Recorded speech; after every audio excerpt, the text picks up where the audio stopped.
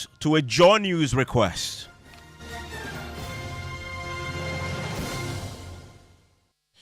And Top Story is always brought to you by Vodafone. We will not apologize. That is a response of global news giant Al Jazeera to the presidency. Jubilee House had written to Al Jazeera demanding an immediate retraction and apology from the broadcaster. And following their publication of that highly explosive gold mafia documentary that portrayed President Akufo-Addo as a beneficiary of an international gold smuggling syndicate. Now, the four-part investigation by Al Jazeera's investigative unit reveals a series of gold smuggling gangs in Africa who help criminals launder hundreds of millions of dollars, get enriched themselves while plundering their nations. In a part of the documentary, one Alistair Mateus claimed he smuggled up to $40 million worth of gold through Ghana every month, and also claimed to know President Akufo-Addo, who he says was his lawyer once. Here's the relevant portions of that particular documentary. So, for example, Ghana government, Matthias Holding, I get the contract. I subcontract it to you. $100 million contract. Ghana government pays me $100 million. I give it to you, and you say it's $80 million. The contract is inflated $20 million above its real cost. Matthias banks the $15 million for the corrupt politicians until they need it. Ghana president is a good friend of mine. In fact, he was my lawyer. Like Cyril Ramaphosa here, I know him, I know his kids. I'm always easy. Well, the presidency wrote to Al Jazeera demanding that apology and a retraction.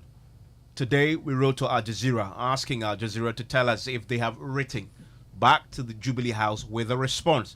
They told us they have. We'll tell you the contents of that email to our request pretty shortly. But let's go into some of the details that the presidency laid before Al Jazeera. Very, very strongly worded letter to Al Jazeera. It was. And my colleague joins me in the studio, Kojo. So the presidency had made, some demands of Al Jazeera. But what specifically was the presidency unhappy about? So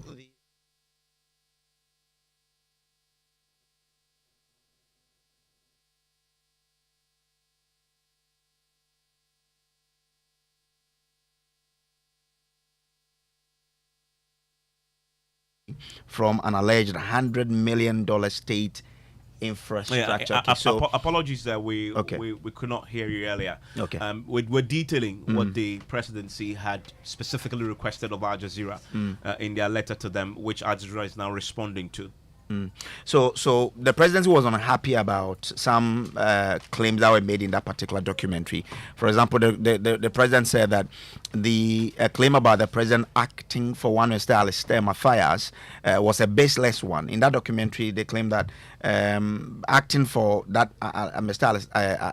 Alistair Matthias implied that the president personally benefited from unlawfully from an alleged $100 million state infrastructure contract purportedly awarded to the same Alistair Matthias person. Now, in a letter dated 11th April 2023, which was in a response to Al Jazeera's letter that was brought to the presidency on 2nd of April, the president instructing his legal counsel, that Mr. Ko Abake Schumann, and acting on that instruction, informed Al Jazeera that the president had not been in active practice since 2000, and he had no recollection of acting as a lawyer, either personally or through his law firm, for that Mr. Alistair Matthias or his company, the Gold Rest Resources. So that's one particular thing that the presidency was unhappy about. Yeah. But then we also got to learn a bit more about the interaction, the communications that was going on between Al Jazeera and the presidency before the publication. We got a bit more detail on that. Yes. The presidency made some demands of Al Jazeera when they first alerted them that this was going to be published.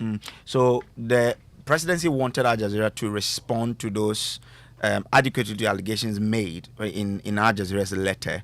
Al Jazeera was thus requested to provide information on the period for which the president allegedly provided legal representation to this Mr. Alistair Matthias or his company, the Gold Rest Resources. Again, Al Jazeera was requested to provide details of this $1 million US, $1 million US tender for state infrastructure, allegedly given 800 million. Yes, 800 given million. to this Alistair Matthias, which of course the documentary sought to create the impression that the president benefited from that. So they wanted them to provide them better information so that the presidency could respond adequately to this particular allegation. Did Al Jazeera comply before the publication went out? Well, according to the letter from the presidency, Al Jazeera refused, to provide these details as requested, but it also went ahead to then air the documentary. Now, according to the presidency, getting to the end of the same documentary, there was a test that shown contradicting the content of the documentary. And again, they also spoke to this Mr. Alistair Matthias, and he also denied that he knew that part of the documentary were not things that he could then verify for. So the presidency thought that then those parts should not have been part of the documentary. And so on that basis that they went ahead to describe the documentary as malicious, defamatory, and a calculated attempt. And so when you add that bit to it, they hold the position that this was a deliberate attempt on the part of Al Jazeera, calculated to tarnish the reputation of the president and the government of Ghana. So they were asking, not just apologize, but retract it. Today, after a few days had passed, we wrote to Al Jazeera just around 1:30 there about, send them a mail asking, have you responded to our presidency? What did Al Jazeera what was Al Jazeera's response to us? Okay, so I'm going to quote from them. And it says that we have responded to the letter from the president's office, correcting some parts of its content and clarifying various points. Since the documentary did not actually allege what the president's office has suggested it did, we will not be apologizing or removing it from publication. Our reply to the president's office was by way of a confidential letter. Thank you for your interest in Al Jazeera's journalism. Best wishes. Al Jazeera's I unit. So they're clear that they also had a counter to the president's stance on the matter. And the bits that we just detailed as what formed the basis of the presidency's concerns, they say that they corrected some of the impressions because that's not what they had actually done. That's the Al Jazeera view. And also, after correcting, they sought to clarify at that point in the documentary and in that letter as well. But the fundamental request was retract and apologize and do so immediately. To which they've responded, at least in their response to us, that we will not be apologizing or removing it from publication. So the key question now remains, what are the presidency's options now? Let's bring in lawyer Samson Lada Yenini, who joins us now on the line. Samson, what are the options? Well, the path is now clear for the presidency if they meant what they put in their letter demanding a retraction and apology, to now head to the court, because that clearly becomes the only avenue that we can see. When you are not complaining about unethical conduct, then the forum to go will not be, say, a commission. So if it were in Ghana, and the president often will not be minded to proceed to court, but would like to make a complaint to the NMC, once you couch the complaint in the manner of defamation, the thought of defamation, and in this case they actually say it's malicious defamation, which means there was clear intent, malice aforethought, to do the act, to do what they did, which they knew was wrong, was untrue, and proceeded to publish. My view, where I have appeared before the National Media Commission on a number of matters, particularly one that was dealt with not too long ago, K.T. Hammond had taken multimedia on over a matter, but his particulars were clearly on matters of a thought, as in defamation. So we argued before the NMC that that was the wrong forum. If it is not about questions of ethics, of the practice, his only avenue is to go to the court. And the NMC upheld that position and dismissed Katie Hammond's case. So in this case, that's the same thing I'm seeing.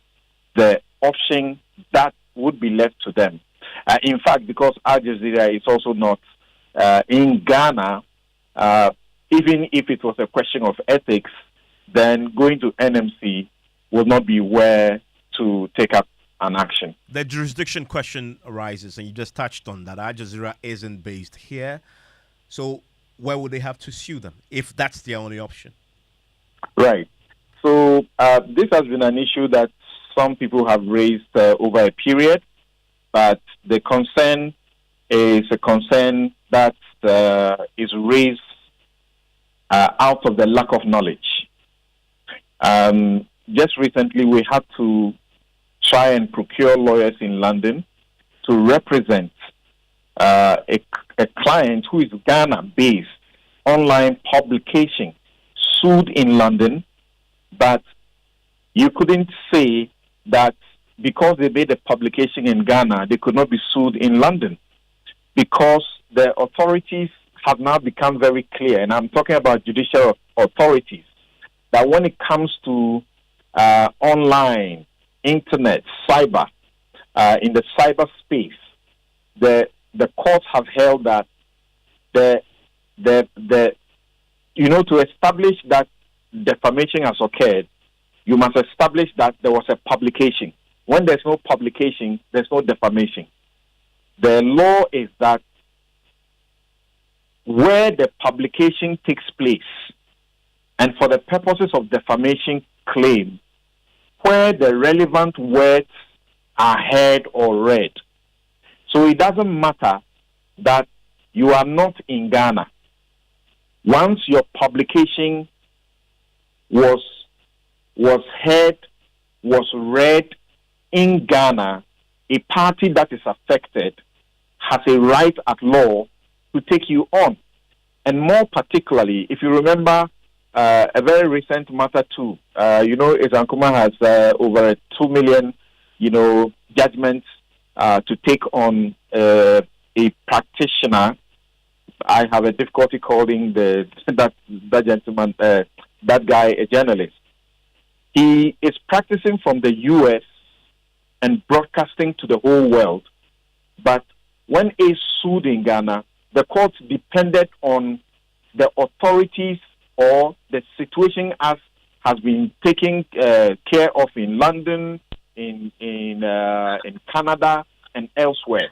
That his publication was clearly intended for the audience in Ghana, and that the person that the matter affected, in this case, Eze Nkrumah, had a reputation in Ghana, and it was a good reputation, and therefore, where is he affected most? He's affected in where he's known for his reputation.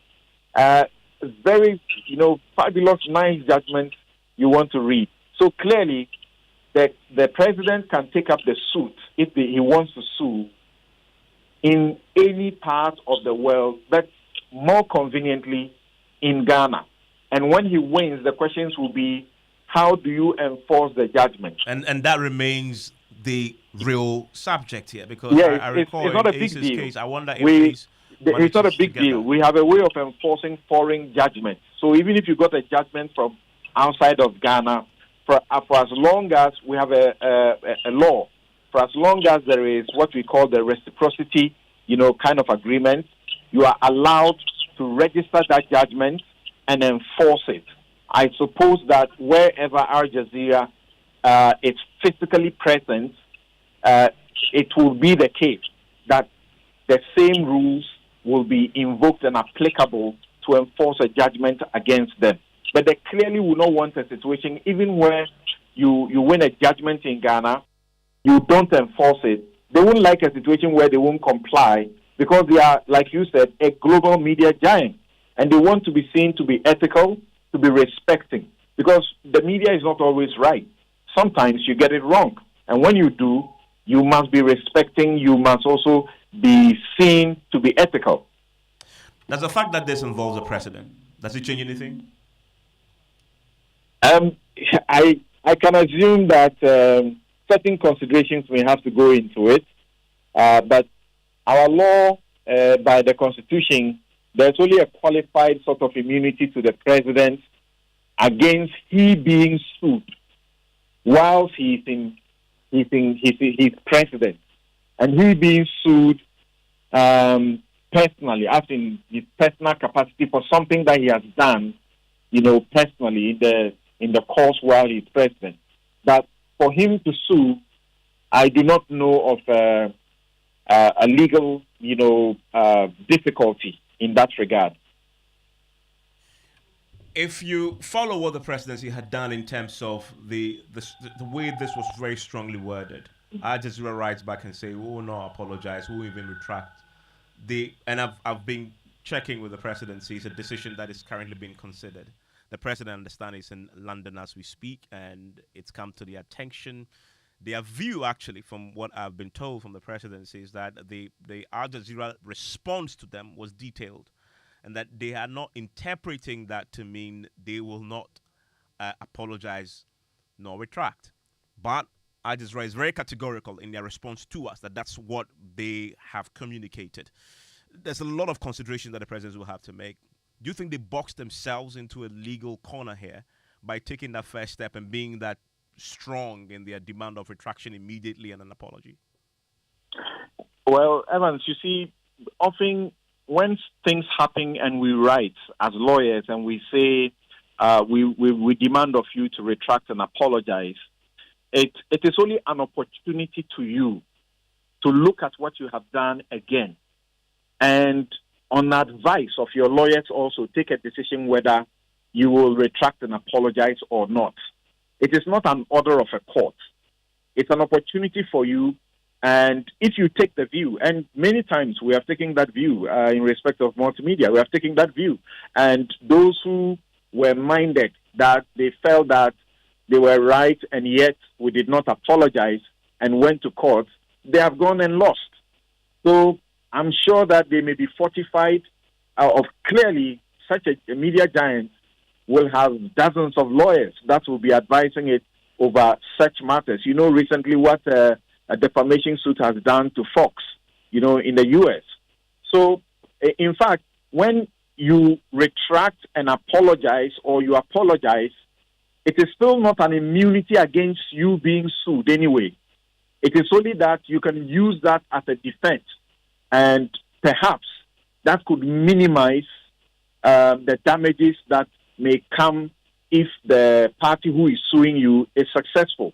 So it's their election to determine that from what they have seen, they will not apologize or retract. That's up to them. But it is left to the president also to take the step that he wants to take. But you see, when you are not certain that there is a clear matter of defamation for which you can sue, you don't do these things. Because if you do them and, the other party calls your bluff, then you are left hanging. You can't do anything because you can't sue. And if you took up a nuisance suit or a slap, you will go to court and embarrass yourself even more. So it's the president's decision to take. Indeed it is. And as we speak tonight, they have indeed called the bluff of the presidency. The president will have to take a decision now how they approach this. And we will get you details as far as this consideration is concerned at the presidency. The president is in London as I speak and understand it has been discussed.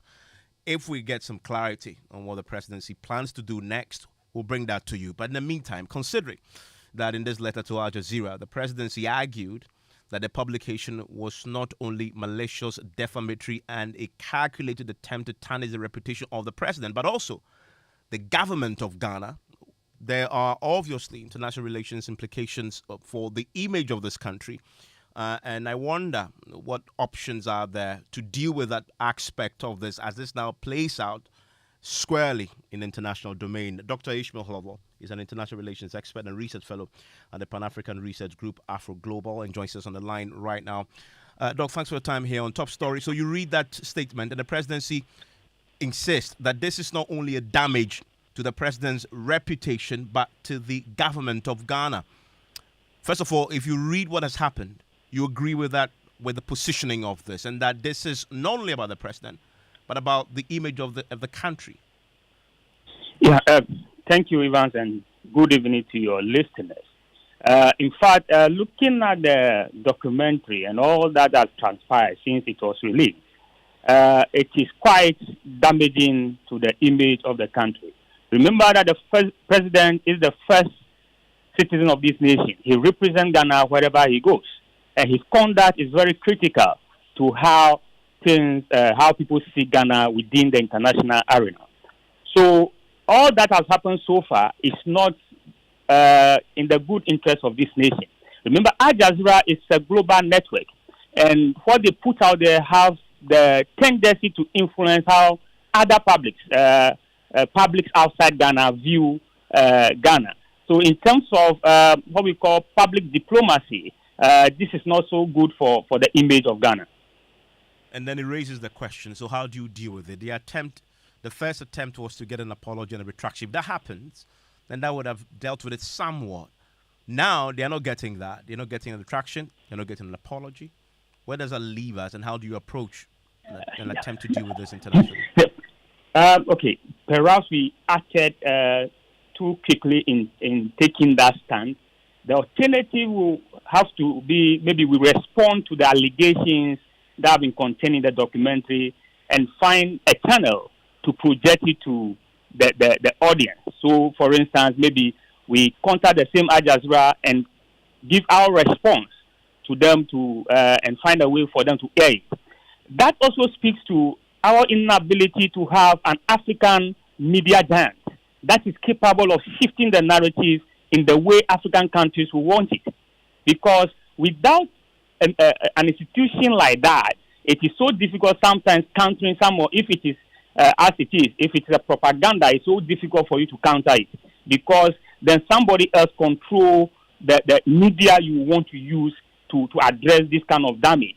So again, we must also be looking at where is the African media giant? How do we get them to counter some of these outside damage to the image of African countries? And that's an important point there. So Al Jazeera is a global media giant. They insist they're not going to withdraw this. In fact, as we speak, the 4-part documentary is still sitting on the many social media platform, the Al Jazeera Wales. The presidency, though, and because now we're dealing with the state now, when they've brought in the image of Ghana, are there other channels that they could use? Of course, something has explored the legal channels. The president, we have international relations experts, Okay. the foreign affairs. We have the foreign affairs minister. Are there other international channels that we could explore in dealing with the subject? Okay, Al Jazeera is owned by, of course, they are hosted by a particular state. Yes, and they're in Doha. But mind you, we are also very careful to respect media freedom. But we could make some effort through those state institutions and try to find a way for them to give us a fair hearing in order to give our response to some of the things that they contain in that documentary. So, yes, since it is hosted by a state and we could engage that state to see how we can get our image redeemed. In other words, and this is Qatar we are talking about. You say we should explore, Yes. and Qatar will have a stake in Al Jazeera. We should explore that angle as well. Yeah, you could explore that angle so that you draw the attention of the government, and then you see how they can help you to kind of correct the if you believe that it's a misrepresentation of the facts, then you can use that channel to try to see if you can influence how they give you another opportunity to kind of get your image redeemed. You raise a very important point, which is really the assumption there. You make the point, if indeed you have a case, before you take this route, you must be on all fours, on your side of the story, being the truth. Yes, of course, because they also believe that what they projected out there is the truth. And we also believe that it contains misrepresentation of what the reality is. So if we so believe in our part of the story, then we could engage and present our side of the story to the other government to see how some influence could be brought to bear on them. Again, maybe you could also look at other media giants, global media giants, how to put out other information there that will counter what they have already put across. A lot of options there. We've explored the legal options, international relations options. Thank you very much, Dr. Clover, there, with his thoughts on this particular matter. One thing is clear. The presidency, they have a decision to make on this. Al Jazeera called the bluff.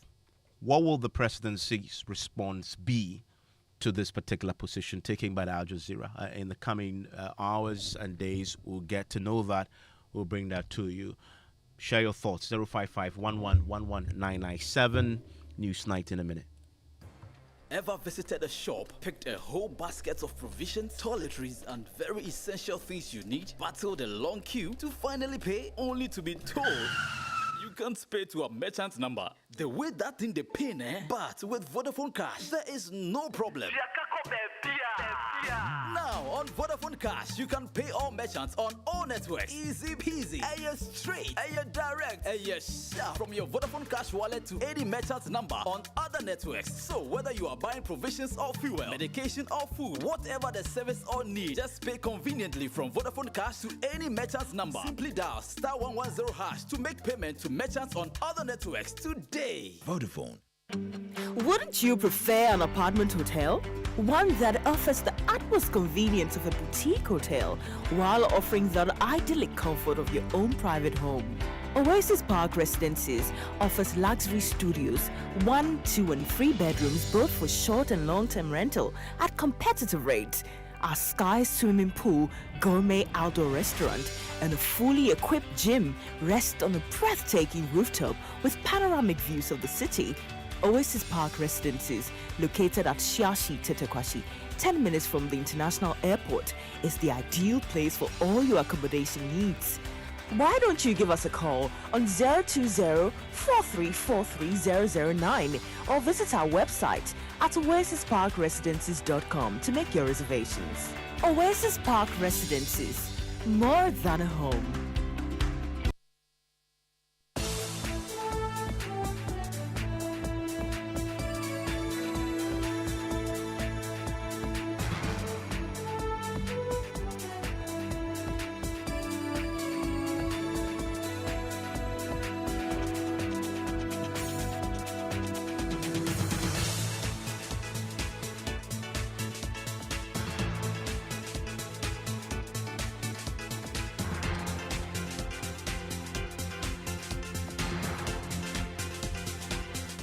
Good evening and welcome to News Night. In the next 60 minutes, Ghana Journalists Association vows to fiercely explore all legal options to ensure radio show host with Dagbon Radio, who was manhandled by a former NDC executive during a live show, gets justice, as he describes the act as barbaric. We are referring the matter to our lawyer to study it and see how best we can come to the aid of our guy. And also, we are planning to report the matter to the Ghana Police Service. We'll bring you the latest as the police begins investigations into the case brought against the former NDC Deputy Regional Communications Director. Also tonight.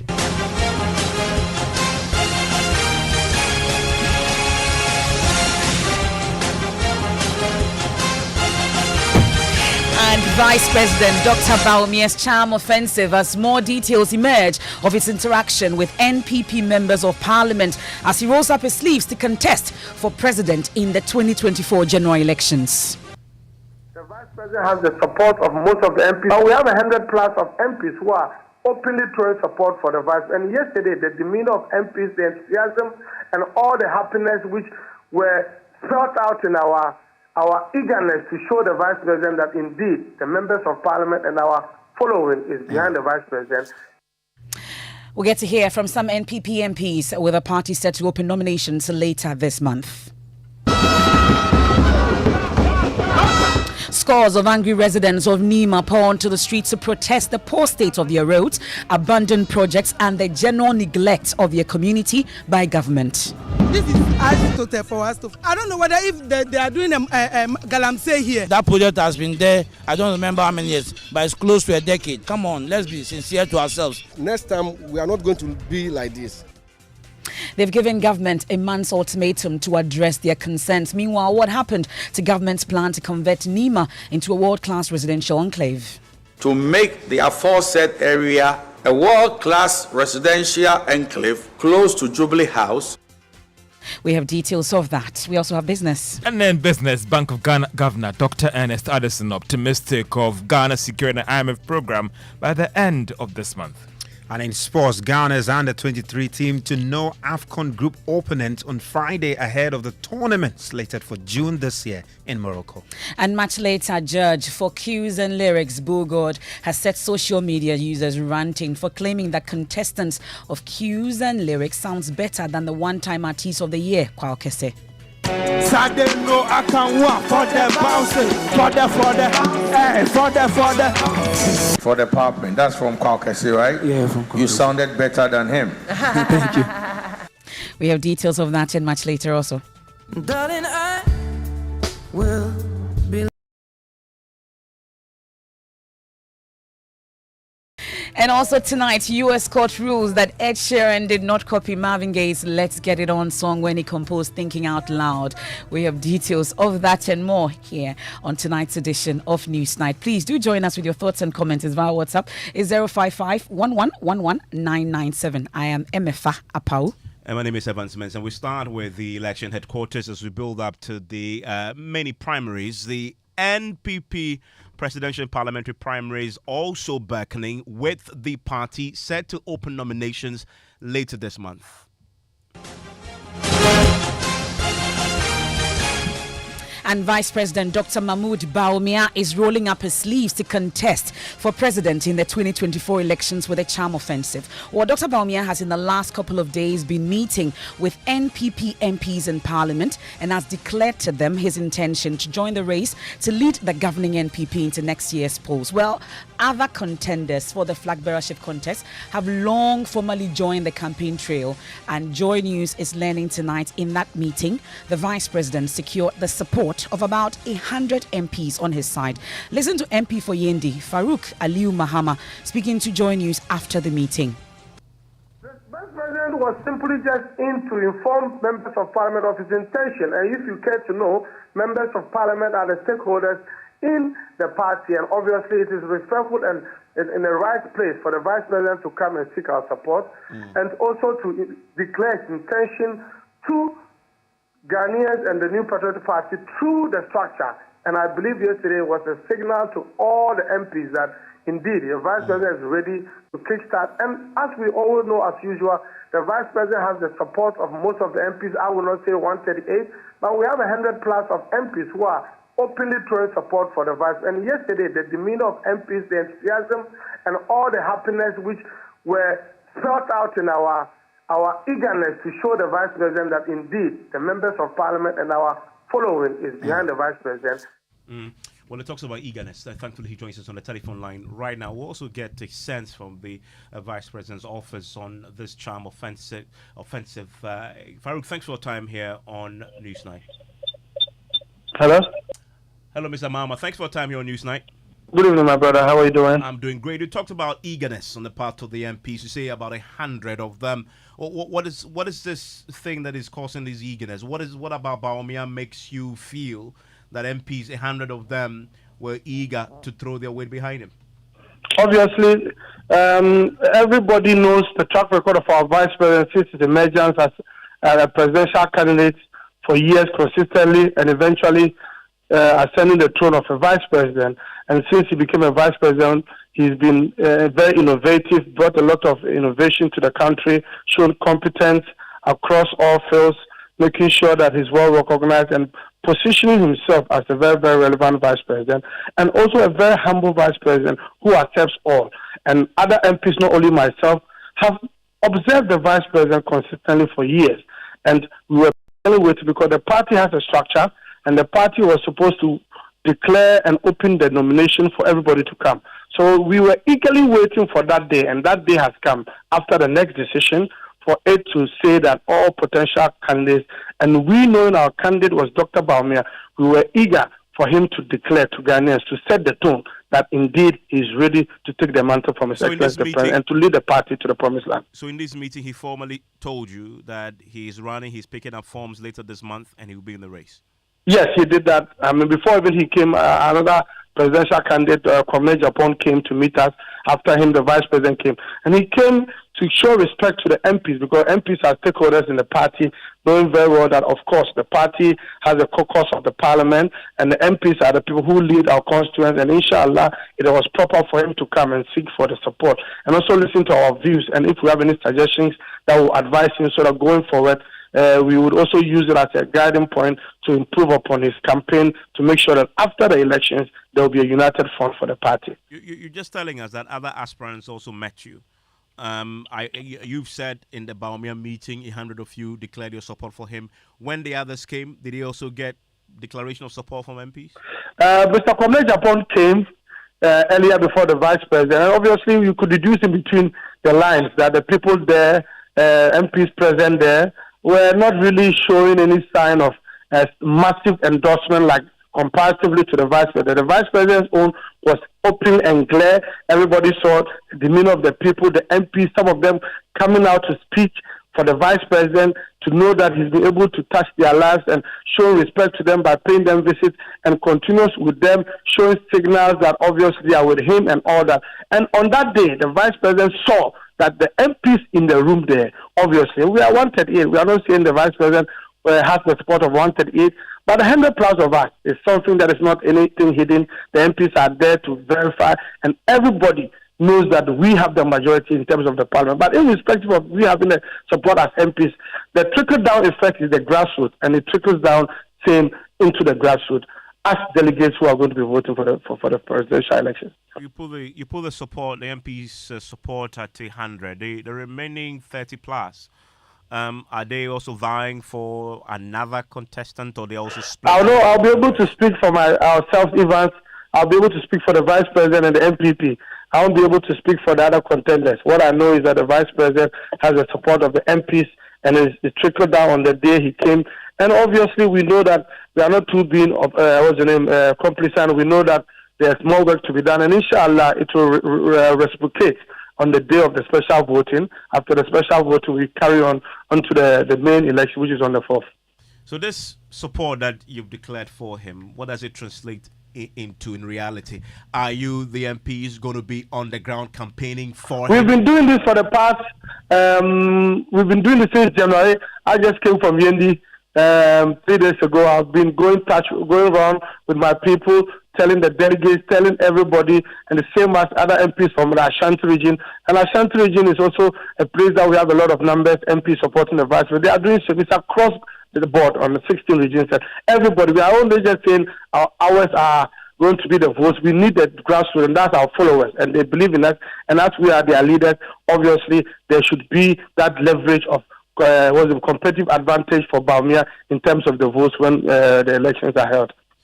Farouk Aliu Mahama, thank you very much. He's a member of parliament for the Yendi constituency. Joining us right now is a spokesperson for the vice president, Dr. Gideon Boaku. Doc, should we take this, what we're hearing from Aliu Mahama and co, to be the formal declaration of the vice president's intention to join the race? Thank you, Evans. This is actually not the formal declaration from the vice president. As you've heard from the reports from Parliament, the Vice President is on a consultation tour. He's consulting various stakeholders in the party, various stakeholders in the country, not just in the party, and also seeking the blessings of these key stakeholders before he makes any public declaration. It's an exercise the Vice President started about 3 to 2 weeks ago. Officially, I must say he had actually started this early in the year, but it got intensified about 3 weeks ago, where he paid visits to key stakeholders in government, key stakeholders in the party, some chiefs, some clergymen, It's a process that is ongoing. He hasn't finished, and once the vice president feels he is exhausted the consultation process, he will come out officially and make an official declaration to the next steps forward. What happened in Parliament is part of the consultation process. The vice president felt that members of Parliament are key stakeholders, is for anything at all. They are the representatives of the people, and therefore he had to consult them. He went to Parliament, he sought audience with them, they gracefully came to meet him, he spoke to them, and expressed his intent to them, and they also worked out very well, and it was quite filling to hear members of Parliament make such open declaration of support to the vice president at that particular meeting, after which he took time to, fraternize with the members of Parliament, open up with them, tete-a-tete with them before we left Parliament. So it's an ongoing process, and once that process is exhausted, the vice president will come out openly to make his intentions known to the public. But he felt that he needed to accord full respect is due, consult the key stakeholders as fathers, mothers, and key actors in our politics before he makes any such public declaration. Except that he may be running out of time, considering that the nominations are open later this month. Has he fixed a date for a formal announcement? Yeah, I understand the exigencies of time, but the vice president, as you see him, has been very law-abiding. He believes the NPP has a constitution, and the constitution guides the processes leading to our elections. And once nominations had not begun, the vice president could not jump the gun. Others may have started something, but the vice president feels that he has to respect the constitution of the party, he has to respect the party structures and leadership, and follow the guidelines that they have given. The party has set a date, which is 26th of this month, to open the nominations. Of course, before the vice president picks the nomination, he may have to openly announce his intention to contest, and that will come before the 26th, but I'm unable to give you the exact date. I know the date though, but I don't have the power to communicate it now. But I can assure you the vice president will make open declaration on his intention to contest for the flag bearership position of the party before nominations are opened. And finally, before you go, Gideon, clearly he will be entering the race. The question is, when does he communicate that to the public? The question that many will ask is, he's still the vice president. How does he plan to combine being a vice president and running for president? That's not difficult at all. He will not be the first vice president to contest for the internal party position. And so just as other vice presidents have managed to combine the two, so will the vice president, Dr. Mahamudu Bawumia, will be able to combine the two. He's a very meticulous person. He's somebody who doesn't play his work. He knows the distinction between doing government work and doing party work. And mind you, it's not the first time he's doing party work. He's been a vice president and running on campaigning for the party for the national elections.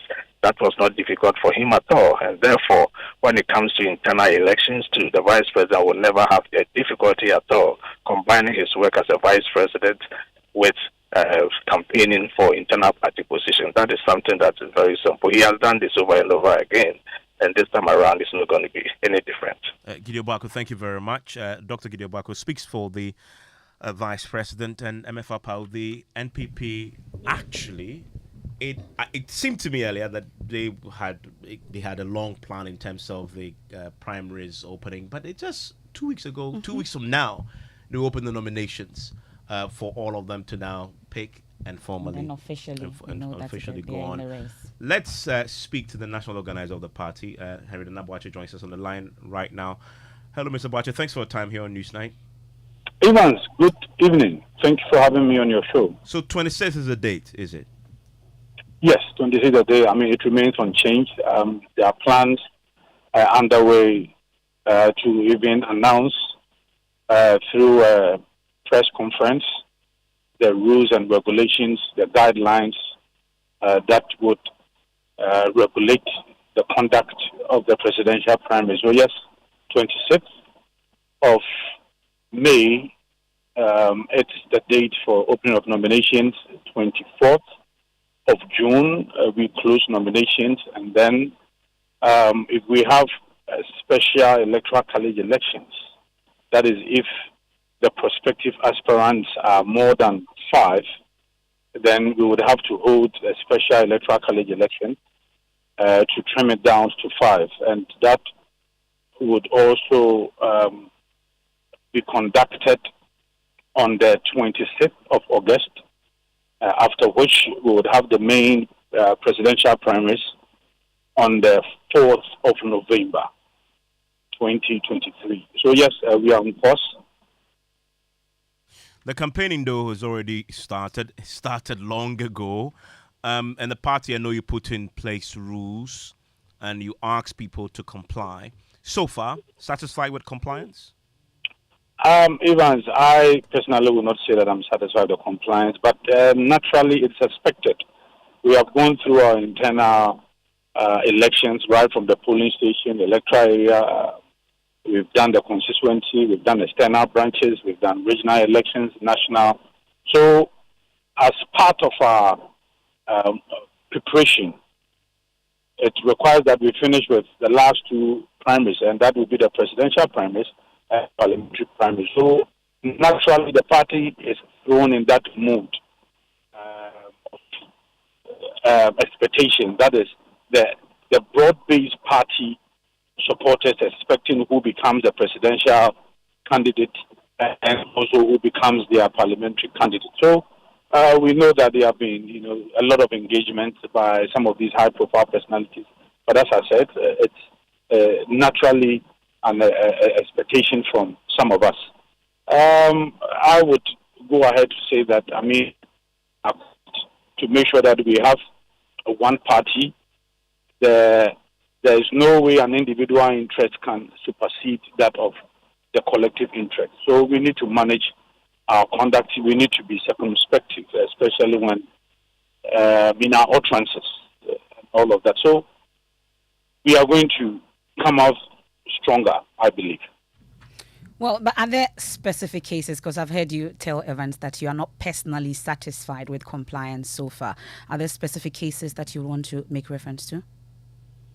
Frankly speaking, I'm not really happy about some of the utterances from the supporters of the various aspirants, and I will use maybe your platform to say that we need to minimize some of these utterances, some of these unsavory comments that we pass. All of these prospective presidential aspirants are high-profile personalities.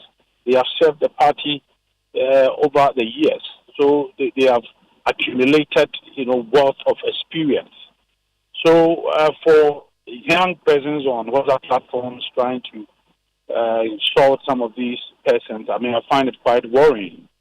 So that is why I'm saying that I've not personally.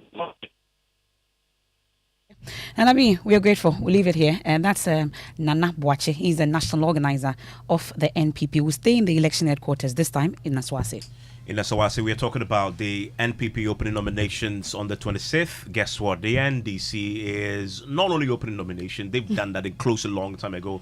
The real contest is just on the 13th of May. And we've been building up towards that.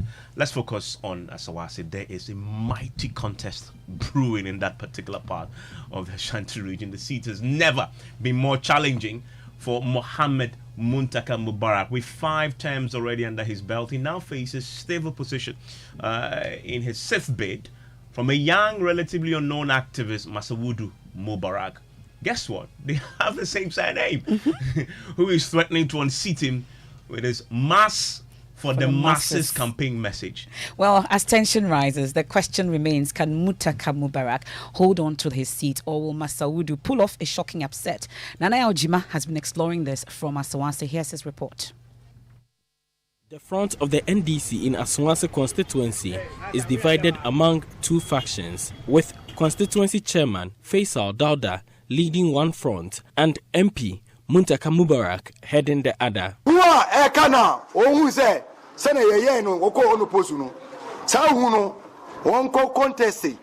it's very hurting when you hear people concocting lies. People showing you so much hatred, people showing you, and you wonder why they do that. Masawood made a name for himself in 2018 when he filed nomination to contest the primary but was disqualified at Verton. If you look at the previous attempt that I made, it was bedeviled with things that were not pleasant. But Alhamdulillah, today I've had a smooth vetting process. Under a campaign dubbed Mass for the Masses, the branch executive for the NDC is prioritizing human development. Over the 18-year period of the incumbent MP, we haven't had much in terms of human development or progress. So inshallah, when they say change, they mean progress for the people of the constituency. The incumbent MP, Muntaka Mubarak, is in the race to secure a 6th term, and winning the upcoming primary will make the task easier. You don't get people to continue supporting you after 2 decades of being a member of parliament. For you to get people to continue supporting you for 2 decades, it means there's something you are doing right. And for me, I only thank Allah for all what He has done for me. And by this support, I know by the grace of God, Allah is not done with me. Many young people who were once loyal to the MP have switched camps. When you find yourself within a jurisdiction where the one who has been entrusted to making party people get those opportunities is not willing to do it, that's what happens. Then you see that people don't get the opportunities that the party is actually giving to the constituent. That is the problem that we have here. And with what Honorable Masaoud, who has never served in any capacity of government, has not benefited from a penny from government coffers. He's been able to transform the lives of so many young people. You just meet Mas for just 2 minutes. You just convince you with his ideas. That man is, I don't know how to put it. I don't know the words to use. Mas, if he wins, inshallah he will win. You see the changes. You see Honorable Muntaka, anytime he campaigns, you don't see we young ladies or youth backing him whatsoever. They are all old women and stuff. But this time around, it's not about our mothers. It's about us. It's about our future. When MPP is united, with their united front, Muntaka can never win them in 2024. Others continue to stand with the MP. And most of our Islamic schools here in the constituency were dilapidated. And there's no school here, Islamic school specifically, that has not done some infrastructure. There is nothing like the strong wind of change. What you are saying is not scientific. You understand? The contest that we are going is a delegate, contest. You understand? The people who simply have no legitimate, of voting right as far as this election is concerned. So to rely on the video that you saw at the regional office really does not speak to what is fact. You understand? So those who want him out, no matter what he does, they won't support his cause. So for that reason, as for him, he's doing his best. But it's just that those people are not ready for unity.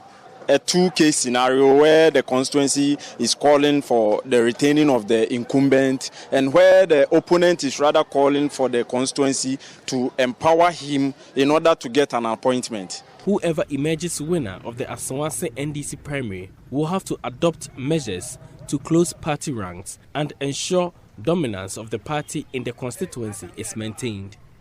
For Joy News, Nanaya Ojima, Kumasi. So that's the Asawase situation, and your election headquarters will bring you comprehensive coverage of the NDC's primaries on May 13. And this is where you ought to leave your dial. Radio, online, TV will bring you comprehensive coverage of that. But let me take you to the northern region now. And the regional chapter of the Ghana Journalists Association is vowing to fiercely explore all legal options to ensure radio show host Dagbon Radio, who was manhandled by former NDC executive, gets justice. Well, we know that Sadiq Abubakar Gariba, the radio show host, was attacked while hosting a live show yesterday. Guess what? It was on Press Freedom Day. And former NDC Deputy Regional Communications Director Hadi Bagaza stormed the radio station and disrupted the program. Well, we can hear from the British High Commissioner to Ghana, Harriet Thompson, raising similar concerns yesterday prior to this particular incident. Continuing to talk about those issues that are troubling journalists, ensuring that the government really understands what it's like day to day for any journalist to get out and do their job, the challenges that they face. I think that there is a risk, I'm a civil servant myself, there's a risk that civil servants sort of talk about things that we haven't experienced. So those relationships between the different sides, the different actors in this space are absolutely crucial so that each understands the other's perspective and is able to move forward together. It's so important to have journalists who are bold and committed enough to keep going until they've uncovered the story, till they've really got to the bottom of what's going on. Well, so that's British High Commissioner to Ghana, Harriet Thompson there. But listen to what transpired. First service in come now. First service in come now.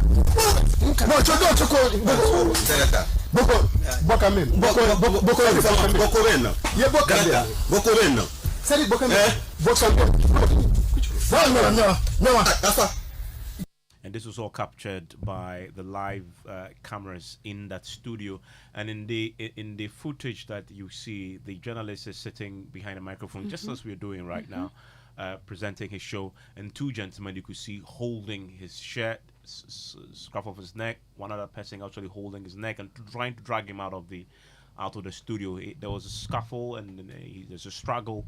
Eventually, I understand they managed to drag him out of the studio to the frontage of the radio station. What happened outside, nobody knows. It was not captured just yet, but it was over a comment that we are told that Pagaza made. But the radio show host himself, Sadiq Abubakar Gariba, has been narrating events leading to the attack.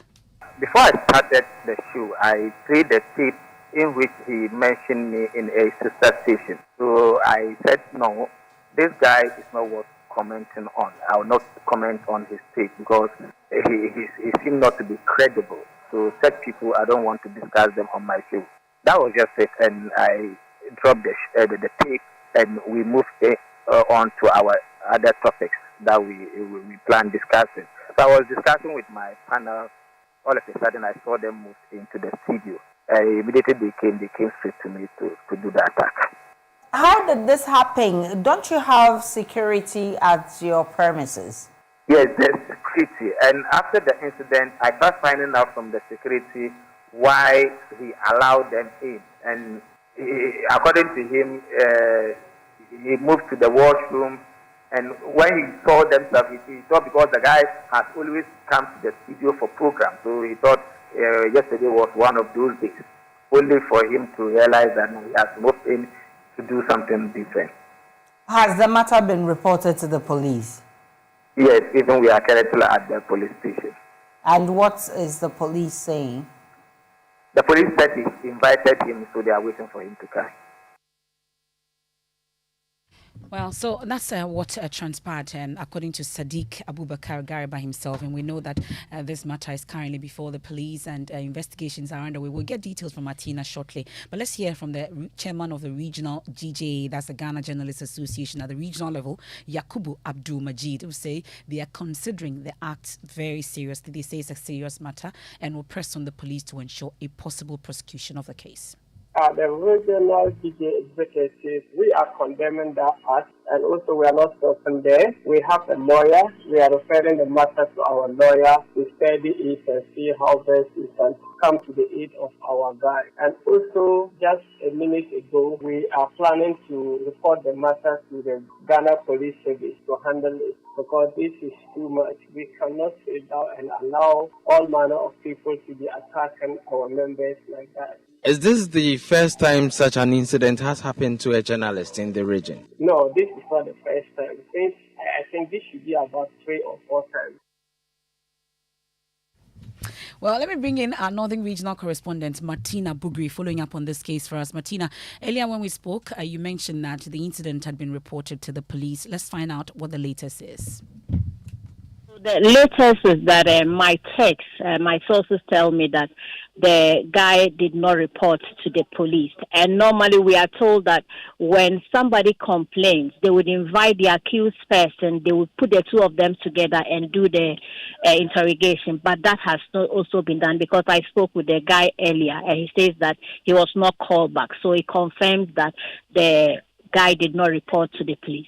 What I'm being told now is that the police they've started an investigation and he probably will be arrested, because they've started that process to get him arrested. Okay, but let me find out if the NDC at the regional level, this is an executive or is a former NDC executive. Have we heard from the party at all? Have we heard from the executive himself? Any public comment on this matter? The party has not commented. The party itself has not said anything. It is individual comments that have condemned the act, but the party as a body has not issued a statement or commented on it yet.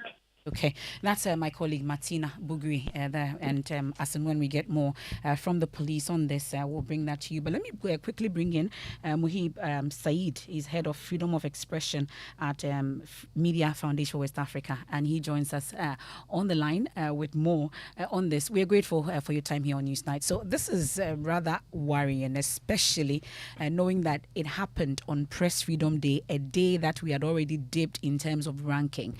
What do you make of all this, to the point that people are getting so bold to enter a studio and attack a radio show host whilst holding a live program?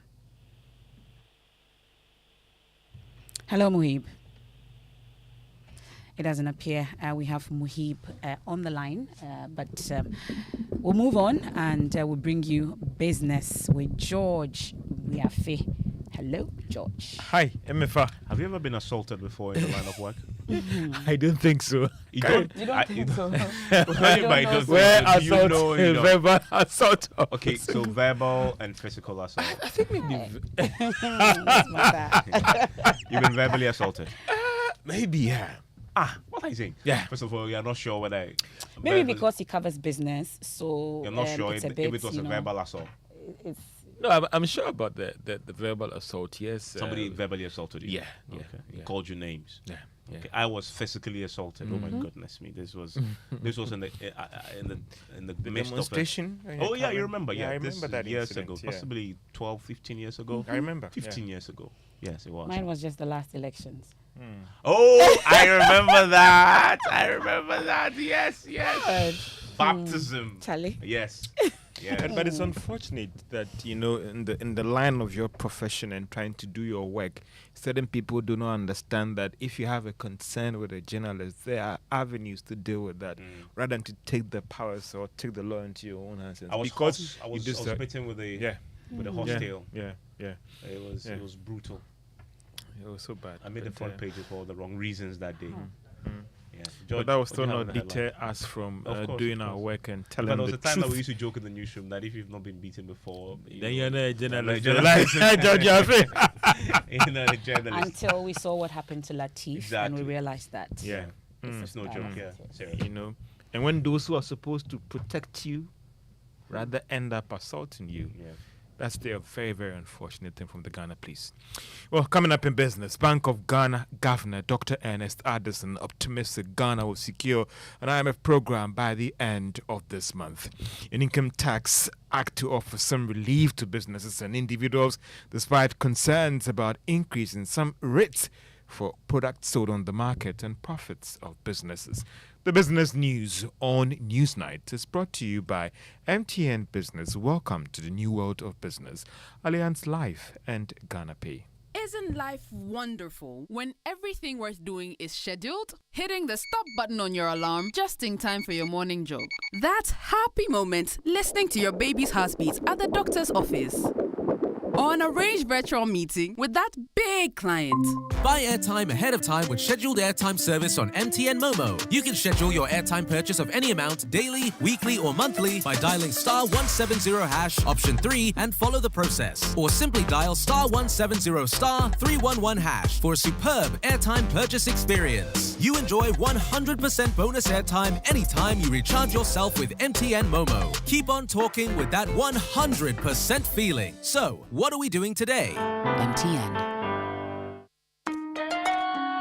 Son, we are so proud of you for setting up this hospital. I really love those hospital beds and waiting chairs. By the way, did you import them? No, Dad, I didn't. I actually got them from Kindle Books and Stationery right here in Ghana. Wow. We also bought our office supplies, safes, executive desks and chairs from Kingdom, and they gave us expert advice on how to set up our office. Guys, that makes 3 of us. I also got our sofa and bedroom sets, plus our dining hall furniture for our new home from Kingdom. Wow, Mom, that makes 4 of us. I usually get my stationery items from Kingdom, and my teacher also mentioned that our classroom furniture was provided by Kingdom. So there you have it. Whenever you're thinking about setting up an office or acquiring furniture for your home, etc., Kingdom Books and Stationery should be your first point of call. With over 40 years experience in the industry, we stock and supply a wide variety of globally sourced office and home furniture, stationery and equipment. Visit our head office, Osu Akwaje, or our office near the Osu Stadium. We're also in Tema Community 1, opposite Olam SHS, Kumasi KNUST campus, UCC Cape Coast, and now at the Marina Mall, Airport City. Or call us 0302 764101, 764209, or 762792. Visit our website www.kingdomgh.com. Do you know Flamingo Paint has superior properties than any other paint brand on the market? Listen, when you take 1 bucket of Flamingo Paint, it's equal to several buckets of any paint brand on the market. So, Flamingo has superior hiding properties, superior coverage, it means it covers, and superior durability. Flamingo Paint, superior hiding. Flamingo Paint, superior coverage. Flamingo Paint, superior durability. Flamingo Paint, simply superior.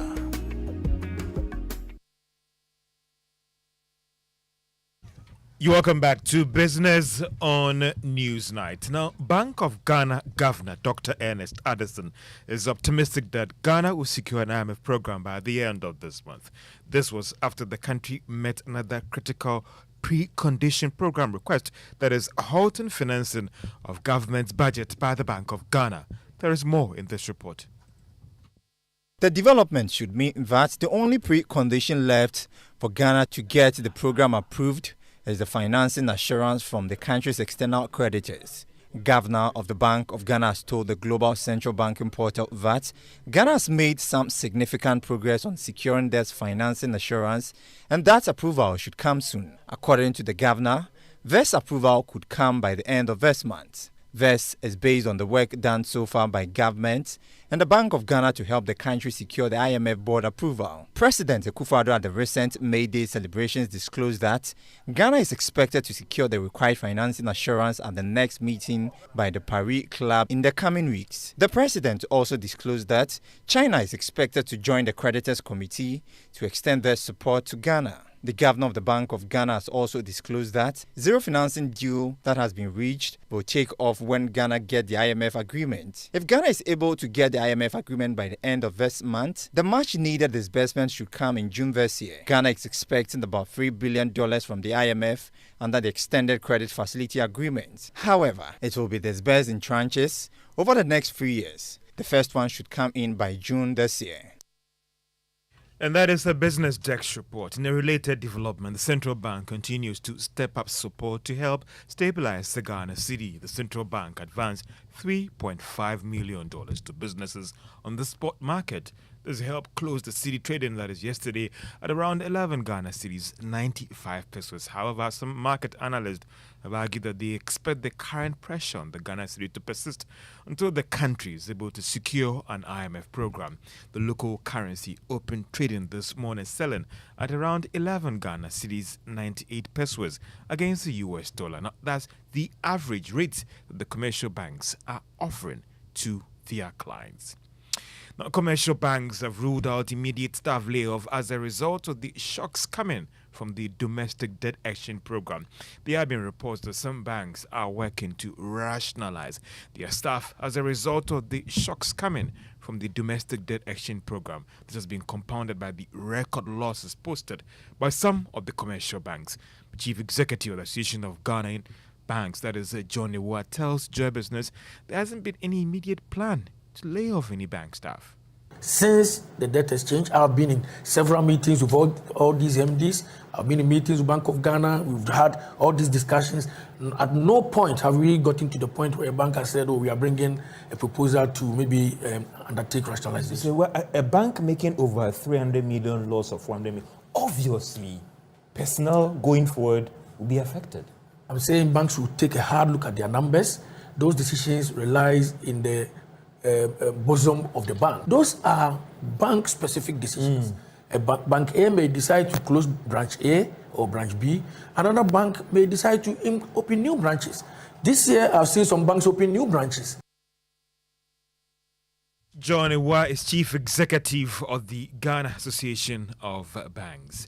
Now, businesses and individuals will be offered some relief under the income tax amendment. This is despite the introduction of the levies, which has resulted in some rates on products being increased and profits of businesses being affected. There is more in this report. The Ghana Revenue Authority says it's in the process of finalizing these practice notes and should be ready before end of this month. This will help in dealing with the concerns of businesses in terms of how these levies should be applied by businesses and industries. These notes have become very necessary due to some challenges with the excise duty amendment, which will be looking at applying some taxes on products like mineral water and processed fruit juices. Some businesses have also told Joy Business that they are still struggling with how the new taxes should be applied. However, the Ghana Revenue Authority indicates that they are currently engaging businesses to address their concerns, while the practice notice will be published very soon to deal with these issues. The authority is promising to address all concerns while it presses ahead with the implementation of these taxes. The Ghana Revenue Authority, however, rejected arguments that implementation of the levies should be suspended until the practice notes are published for businesses.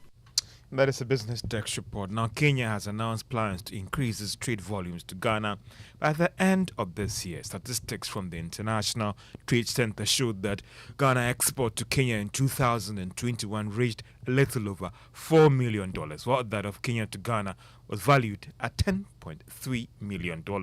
Speaking at the Ghana National Chamber of Commerce and Industry time with the Ambassador Series, Kenyan High Commissioner to Ghana, Alefas Pene, charged members of the chamber to consider Kenya as their trading destination.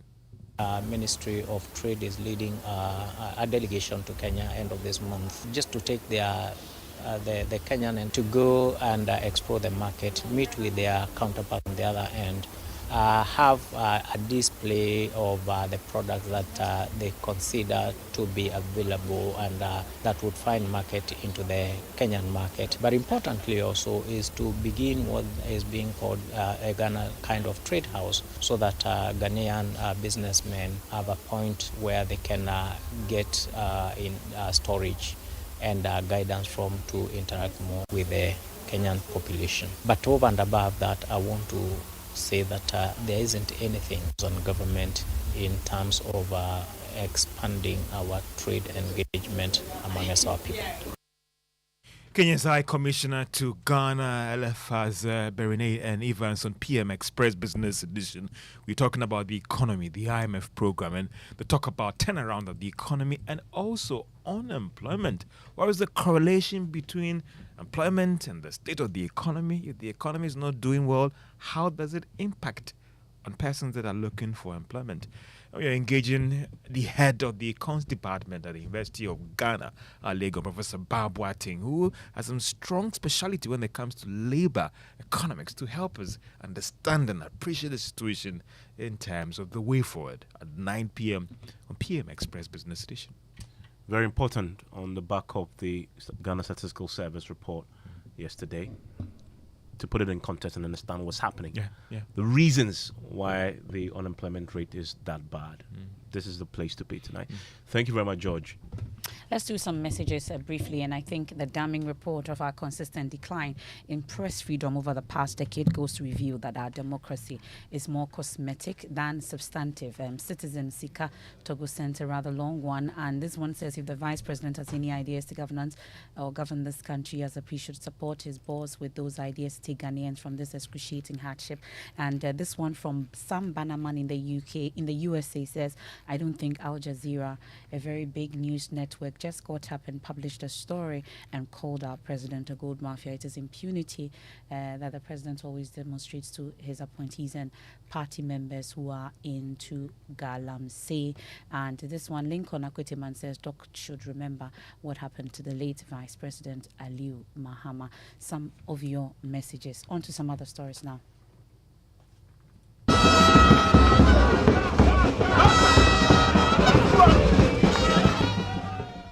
And scores of residents of Nima in Yawaso East municipality of the Greater Accra region have taken to the streets today to protest the poor state of their roads, abandoned projects, and the general neglect of their community by the government. Now, in May 2019, government reaffirmed its promise to improve the standards of living in the various zongos across the country. However, the people of Nima say they have been neglected by the government. We'll get to hear from some of the residents shortly, but first we'll listen to the then Minister for Works and Housing, Samuel Atachia, to meet the press engagement, promising to transform Nima into what he termed as a world-class residential enclave.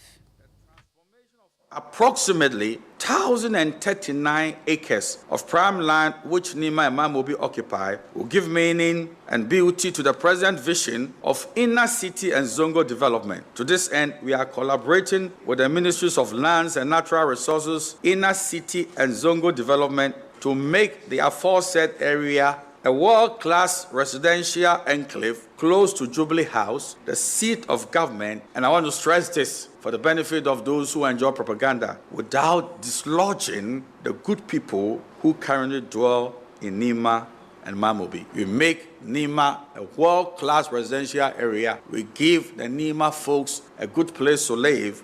We are going to build executive flats and housing arrangement for them, and then they will move in free of charge. Well, MFAPAO, it's been 4 years since that promise. The residents today took to the streets to demand that the government simply make good on this particular promise. Listen to some of them who are on the streets today. Nima is the house, in fact, it houses the seat of government, where government takes cabinet decision to asphalt any part of the country. If a place where decision is taken to asphalt the country is in the state in which it is, then we need to come out in our numbers to show our anger. Our roads are really bad. We want it to be done. Right here, we are standing on the pitch. That was done. It has taken them more than 4 years to do this, and it's really, really bad. This is the worst astroturf I've ever seen. Even if they decide to do something for us, they just do it in a very haphazard manner. We are not happy. There's a storm drainage right across where we are right now. That project has been there, I don't remember how many years, but it's close to a decade. Come on, let's be sincere to ourselves. We are all Ghanaians. We have suffered for far too long. We think it's time for them. They are not trying to fix our road and the market. They are concerned this time, we are making these demonstrations to give them a petition that next time we are not going to be like this. We will hit the road and we will make sure that there's no car will pass on the Nima Highway. That is our concern. Nima deserves better for a long time. This road that you see, look, this is what I started for us. You can see, if I don't know whether if they are doing a galamsey here. I don't know, because look at the holes. The water is coming in. Well, they've sent a formal petition now to the Municipal Chief Executive of Yawaso East, Hajia Salma Adam Sani Kuta. Their demand is simple. Government has 1 month to fix the challenges that they've put forth.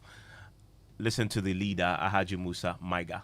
Nima community has been neglected by this previous government for long. Nima lags behind in terms of infrastructure development and other social recreational amenities as compared to other communities in Accra. First and foremost, the Nima Highway, which serves as a link between the Nima community and Mamobi to the north and Asylum down to the south, is in deplorable state. The road has deteriorated beyond imagination. The AstroTurf at the Kwarukudi Park, which was started in September 2020, has been abandoned for no reason. The situation has deprived the community's soccer talent of the opportunity of a proper venue to train and exhibit their skills. Why has Nima been neglected? Don't we pay taxes as other citizens from other communities? We deserve a share of the national cake.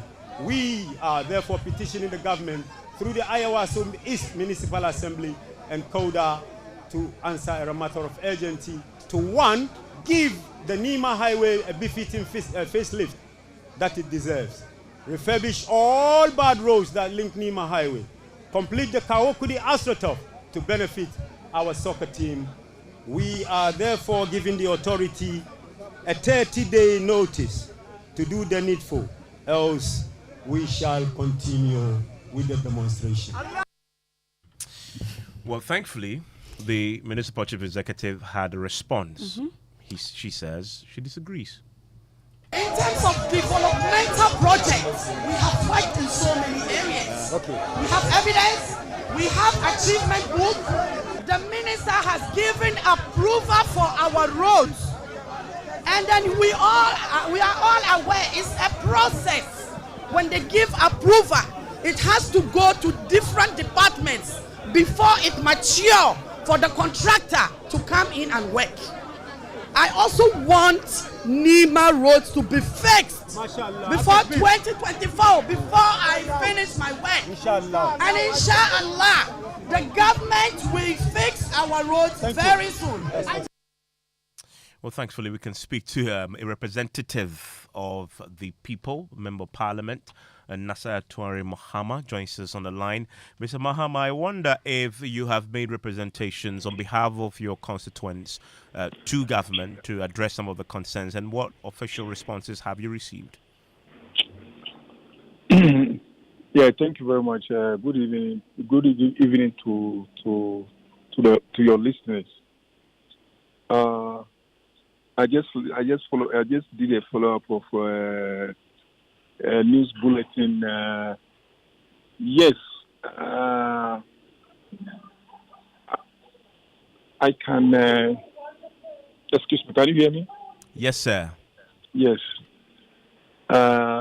Looking at the rules that they are talking about, I did a follow up at the minister's office. I first spoke with him in Parliament, and then he asked me to meet him in his office. So I was able to make it to his office. It's just right in front of me, and then the minister signed for the road, for the asphalt of the roads in my constituency. But the question is, all the contractors who are supposed to come and do the asphalt, they are all complaining they have not been paid.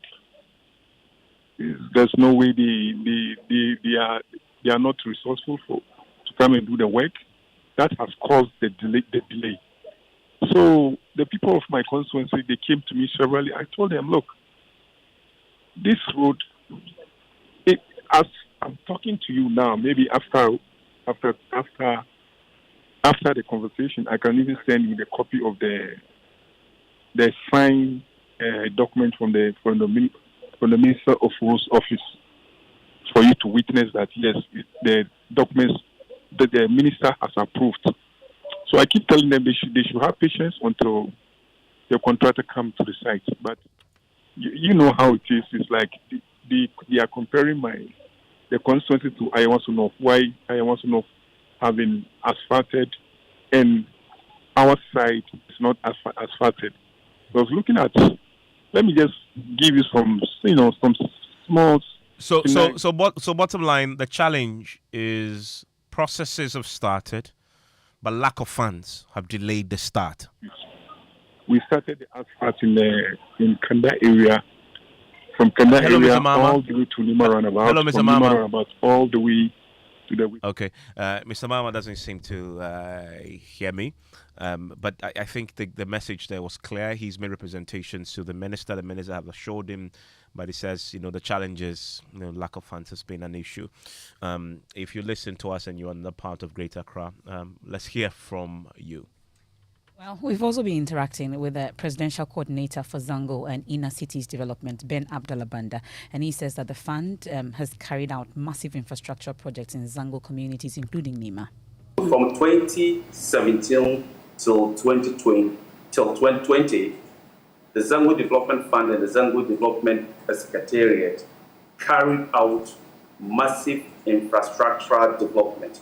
I think pretty soon we'll go into the nitty-gritties of what the development fund and the Zango district then did. And when I took over as a presidential coordinator, there have been a number of interventions that we have also carried out and that we continue to carry out. Well, so that's Ben Abdullah Banda. Let's do sports. Musbao has the latest. Yes, Evans. Well, it's the Ghana's under 23 team, the Black Meteors, who will know the opponent for the group stage of the 2023 African Cup of Nations tomorrow, Friday. And as per the information from CAF, the lots, the drawing of the lots for the tournament, the group stage of the tournament, will be done in Rabat, Morocco, tomorrow, Friday.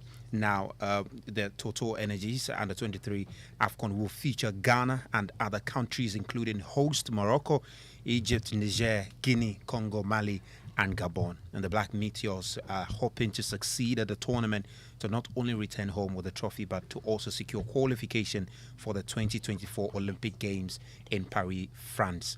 That's it with the Black Meteors. And of course, that tournament will come off in June. And later this month, 20th of May, the WAFU Under 20 Women's Tournament is also coming up in Kumasi at the Barra Sports Stadium. And coach of the side, Bazige, is hoping to win the tournament for Ghana. That's it for sports events. Thank you, Ms. Bao. And we have a game tonight. That's Manchester United, and I think it's Brighton. Yes, you're playing Brighton. Very difficult game for you. We've been there once already. But you need to win it at least as far as your Champions League qualification is concerned. Yeah, Okay. but Erling Haaland, though, he's now he's broken scored. my record. Yeah, it's 35 incredible. goals. He's called a machine. I've said easily gets to 40 this season. Yeah, he can. Just in the Premier League, because we have what, 4 more games to go. Yeah. I mean, he's a fantastic player. Well, thank you very much. Well, let's do this particular stuff. Have you heard the latest, or the album from Stonebwoy? Have you heard Stonebwoy's latest album? Oh, you should. The one with Angelique Kidjo. You'd love it. That's deep. Well, the former NPP chairman, Freddie Blay, was at that album launch. And for him, he wants entertainers to market their products, since he has the potential to rake in revenue for the state. He's been speaking to us at that album launch. There's a fifth dimension. Like a Mustang, make a put. It is not a question of politicians being the industry players, the activists, those who are involved in it, entertainers themselves. They must take control of what they are doing. They must sell what they are doing. They must enjoy it and invite Ghanaians to participate. It is not the fiat of a politician that will build the industry. Politicians will create the environment. In Ghana particularly, we have a lot to offer. If we are not careful, Nigeria is taking over. Well, that Nigeria point, many agree, because they're taking over the world really with their music. Well, let's talk about cues and lyrics. There's our show every Sunday at 8 p.m. on Joy Prime. And one of the judges, Lawrence Nanesiama Hansen, I bet you don't know who I'm talking about. I'm talking about Boo God. Yeah. Okay. Well, he's been making some controversial statements and some judgments, and it's got social media talking. You can listen to what transpired. Can't walk for the bounces. Sunday no, I can't walk for the bounces. Sunday no, I can't walk for the bounces. For the. I like it. I like your confidence. I like the way you use the stage. You know, you were particular about your breath as well. The first talk that you did for the department, that's from Kaukasi, right? Yeah, from Kaukasi. You sounded better than him. Thank you. Well, so that's got social media talking. Now, tonight also, a U.S. court has ruled that Ed Sheeran did not copy Marvin Gaye's Let's Get It On song. You know Let's Get It On? Let's get it on. I'll play it for you to hear, Please but do. this is the original one.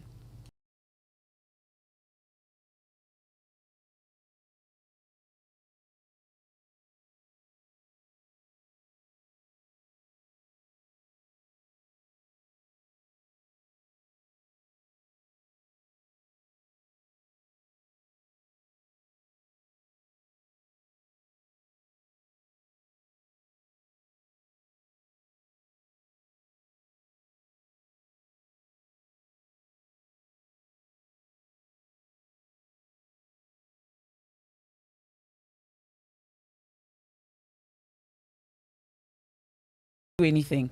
But guess what? During the case, Ed Sheeran told the court that if they rule this case against him, it's going to end his career. He's just going to stop music. And I don't know if this influenced the decision of the court, though. He says the toll of the trial is taking a lot of toll on him, and that will end his music career. So they ruled that he did not copy Marvin Gaye's Let's Get It On song. But I'm wondering, maybe the jurors really love Ed Sheeran, but I'm just wondering. But anyway, well, I mean, make of it what you will. Well, one of my favorite all-time, musicians. So I'm happy. Marvin Gaye? Or Ed Sheeran? Ed Sheeran. Oh, really? Yeah, I'm not in a generation of Marvin. You are a lover? Of course. Oh, okay. So I'm sure Perfect, you love Perfect then. Oh, yeah, I do. Okay. I do. Now I see. I know. Okay. And that's it for tonight. We have personality profile coming up. Daniel Titus Glover is our guest. You want to stay and hear all about it. In the meantime, let's get it on and thinking out loud. I'm going to play both songs together at the same time and see if you can figure out what's happening there.